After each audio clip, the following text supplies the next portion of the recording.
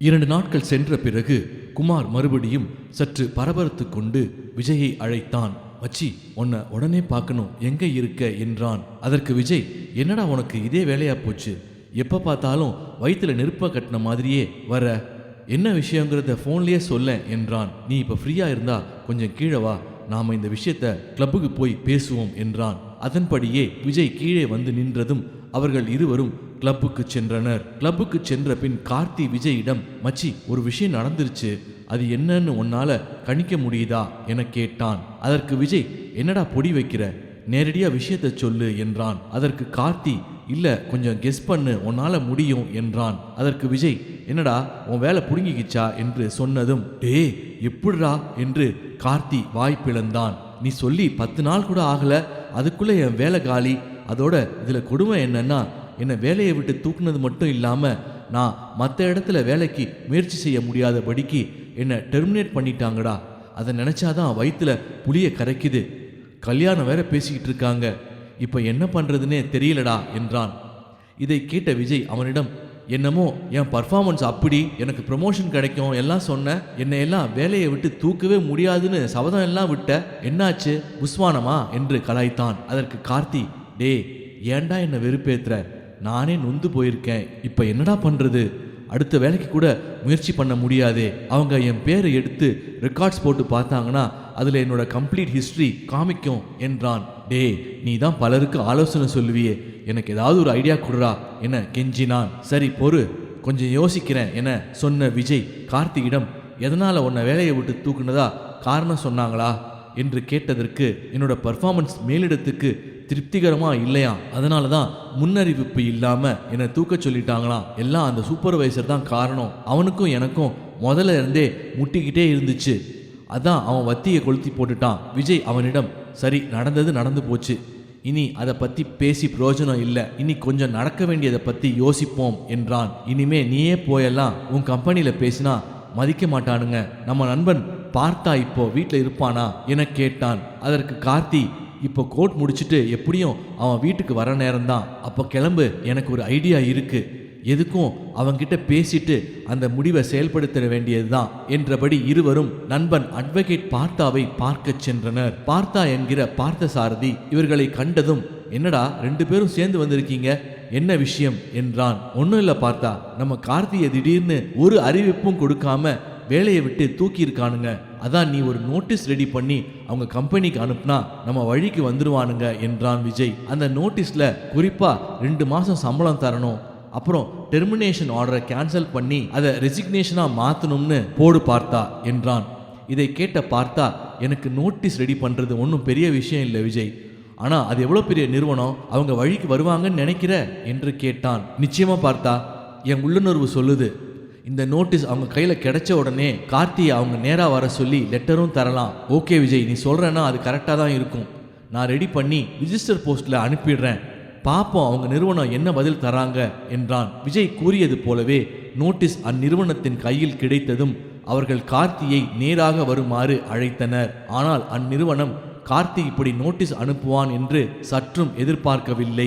நாம போன்னு விரட்டி விட்டா பயந்துட்டு ஓடிடுவான் என்றே நினைத்தனர். யார் இவனுக்கு பின்புலமா இருந்து செயல்படுறா என்று இவன் வேலை பார்த்த டீம் சூப்பர்வைசர் மற்றும் மேனேஜர் மண்டையை குழப்பிக் கொண்டே இருந்தனர். கார்த்தியுடன் விஜயும் கூட சென்றிருந்தான். விஜயை அவர்கள் கண்டதுமே, ஓஹோ இது இவன் சாவியாதான் இருக்கும் என்று பேசிக்கொண்டனர். இப்போது கார்த்தியை உள்ளே அழைத்தார்கள். கார்த்தி கூடவே விஜய் செல்ல முற்பட்ட போது அவனுடைய மேனேஜர் கார்த்தியிடம், இது நம்ம கம்பெனி விவகாரம், அதனால நமக்குள்ள பேசி தீர்த்து கொள்ளலாம், உங்க நண்பரை வெளியே இருக்க சொல்லுங்கள் என்றார். அதன்படியே விஜயும் கார்த்தியை உள்ளே செல்லுமாறும் ஏதாவது ஆலோசனை வேண்டும் என்றால் தன்னிடம் வந்து கேட்குமாறும் உள்ளே போகச் சொன்னான். உள்ளே ஒரு கேபின் அமைக்கப்பட்டு வட்டமான மேஜையில் 4 பேர் அமர்ந்திருந்தனர். உள்ளே சென்ற கார்த்தி 10 நிமிடத்தில் வெளியே வந்தான். அவன் விஜயிடம் தனக்கு கம்பெனி டெர்மினேஷன் ஆர்டரை கேன்சல் செய்துவிட்டு ரெசிக்னேஷன் தர தயாராக உள்ளதாக தெரிவித்தான். அப்போ 2 மாசம் சம்பளம் தருவாங்களா என்று கேட்டான் விஜய். அதற்கு 2 மாசம் சம்பளம் தர முடியாது என்று தெரிவித்ததாக கூறினான். ரெசிக்னேஷன் கொடுத்தாங்கன்னா 2 மாசம் சம்பளம் கொடுக்கறது தானே ரூல்ஸ், நீ கொஞ்சம் அடிச்சு பேசு, இல்லையா இருந்தா சட்டப்படி பேசிக்கலாம் சொல்லு என்றான். அதன்படியே கார்த்தியும் உள்ளே சென்று அவர்களிடம் கூறியதும் அந்த 2 மாச சம்பளத்தையும் கொடுக்கறதுக்கு சம்மதிச்சிட்டாங்க என்றான். இப்போது விஜய் அவனிடம் கை குலுக்கி, சபாஷ், நாம ஜெயிச்சிட்டோம் மச்சான், வெற்றி, நான் நினைச்ச மாதிரியே வழிக்கு வந்துட்டாங்க என்றான். அதற்கு கார்த்தி வெளிரிய முகத்துடன் விஜயிடம் 2 மாசம் சம்பளம் எல்லாம் சரி, ஆனா அடுத்த வேலை என்று இழுத்தான். அதற்கு விஜய், அடச்சி, உனக்கு தான் 2 மாசம் சம்பளம் வருதுல்ல, அதுக்குள்ள வேற வேலைக்கு முயற்சி பண்ணா கிடைச்சிட போகுது என்றான். கார்த்தி, மச்சான், இப்பவே அவங்க தர பத்திரத்துல கையெழுத்து போட்டு தந்தா 2 மாசம் சம்பளத்தையும் அக்கௌண்ட்ல செலுத்திடுறாங்களாம், மற்றும் ரெசிக்னேஷன் லெட்டரும் தபாலில் அனுப்பிடுவாங்களாம். இல்லை எதுவும் சந்தேகமாக இருந்தால் வீட்டில் போய் படித்து பார்த்துட்டு நாளைக்கு வந்து கையெழுத்து போட்டு தர சொல்கிறாங்க என்றதும் விஜய், அவங்க தர பத்திரத்தை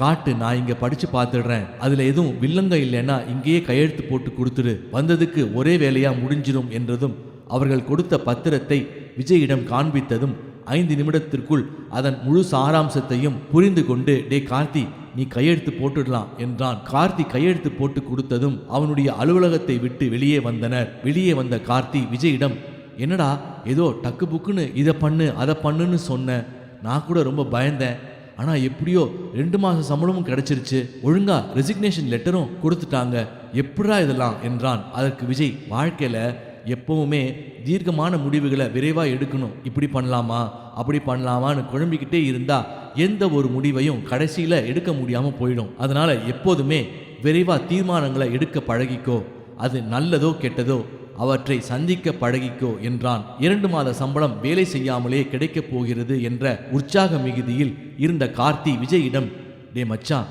எப்படா பத்மாவை கல்யாணம் பண்ணிக்க போற, உங்க 2 பேரோட கல்யாணத்தையும் பார்க்கறதுக்கு நான் ரொம்ப ஆவலா இருக்கேன் என்றான். அதற்கு விஜய், அதுவா, எனக்கு இன்னும் உருப்படியா வேலையே இல்லையா, இதுல கல்யாணம் ஒரு கேடா என்றதும் கார்த்தி அவனை செல்லமாக கிள்ளி, இருந்தாலும் நீ மச்சக்காரன்டா, சும்மா பெரிய இடத்தையே தட்டி தூக்கிட்ட என்றான். அவனை கொஞ்சம் விதமாக, சீ, என்னை ரொம்ப புகழாத, எனக்கு வெக்கமா இருக்கு என்றான். அதற்கு கார்த்தி, டே கல்லூனி மங்கா, செய்யறதையும் செஞ்சுட்டு இதுல வெக்கம் கேக்குதா வெக்கம் என்று கன்னத்தில் இடித்தான். அதற்கு விஜய், மச்சி, இந்த 2 மாசத்துல போய் அந்த சுன்னத் ஆபரேஷன் செய்யற வேலையை பாரு, அப்புறம் திடீர்னு கல்யாணம் எதுவும் செட் ஆயிடுச்சுன்னா உன் சம்சாரம் நீ இப்போ வச்சுக்கிட்டு இருக்கிற மொக்க முனையுடைய ஆயுதத்தால மின்சாரமா உன் மேல பாஞ்சிருவா என்றான். அதற்கு கார்த்தி, டே சொல்ல மறந்துட்டேனே, நான் அந்த டாக்டரை போய் பார்த்ததுல வர சனிக்கிழமை ஆபரேஷனை வச்சுக்கலாம்னு சொல்லிட்டாரு. அதற்கு விஜய், அப்ப மொக்க கார்த்தி ஷார்ப்பு கார்த்தியா மாற போறேன்னு சொல்லு என்று கலாய்த்தான். பின் இருவரும் அவரவர் வீட்டுக்கு சென்றனர். விஜய் அவனுடைய வீட்டிற்கு சென்றதும்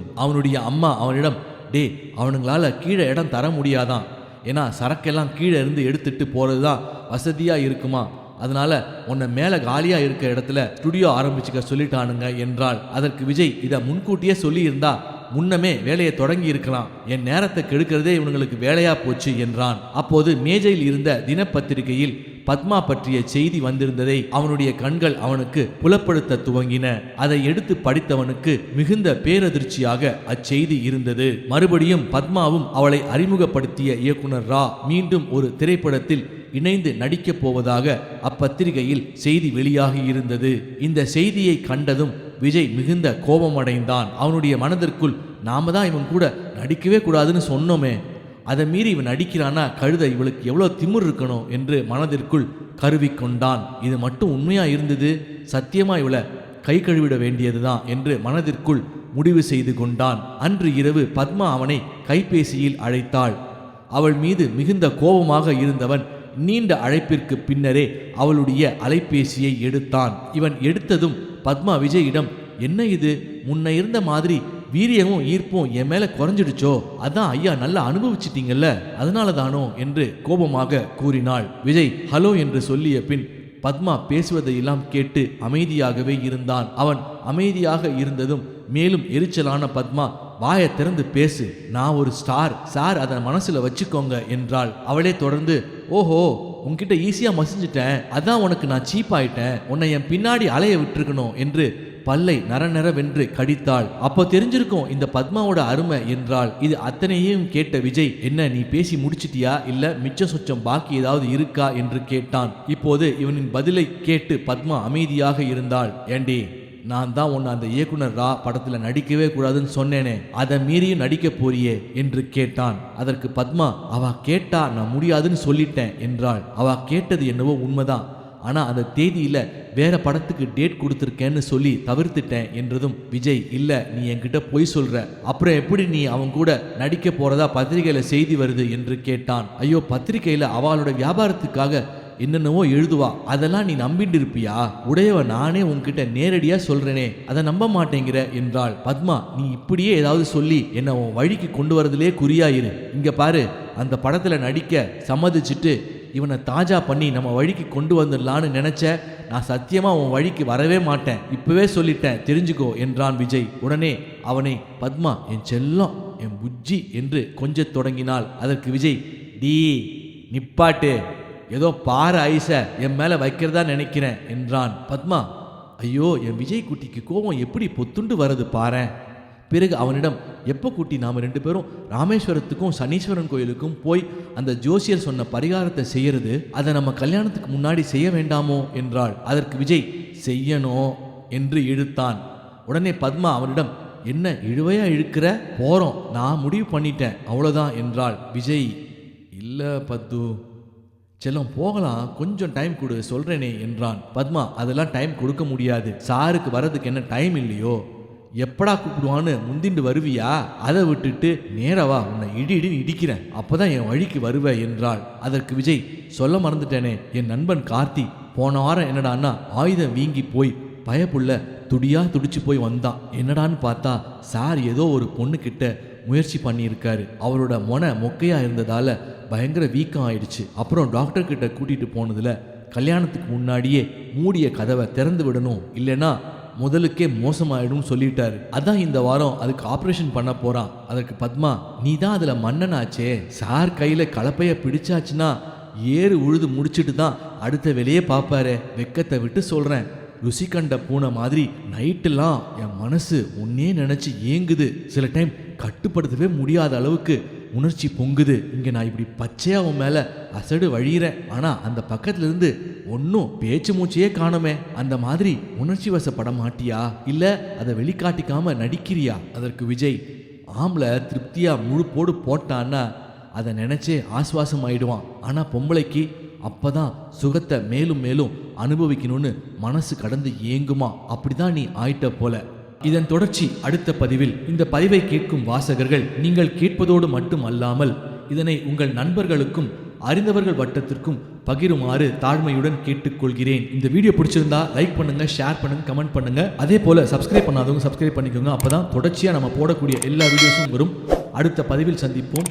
நன்றி, வணக்கம்.